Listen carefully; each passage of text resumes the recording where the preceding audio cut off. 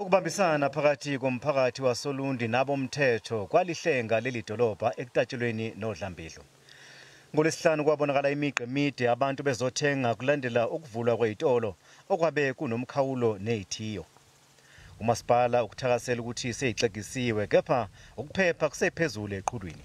Siye salibamba futhi iqhaza ekuqikeleleni ukuthi ama-truck lawa aletha impahla la ondini ezitolo zethu ngokunjalo nopetrol. Siyancenga nathi njengomasipala ukuthi lama-truck akade ehambisa impahla ezitolo lezi ezishisiwe ezingaphandle ngenxa ukuthi abantu bakulezo indawo bathenga la ondini.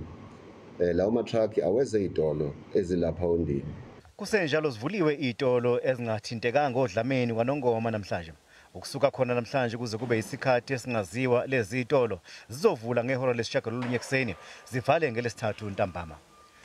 Umasipala wakwaNongoma ubambisene nabasabalalisa impahla baqhamuke nohlelo lokwelekelela abanini bezitolo ezisemakhaya ukuze bakwazi ukuthenga impahla abazoyithengisa ezitolo zabo.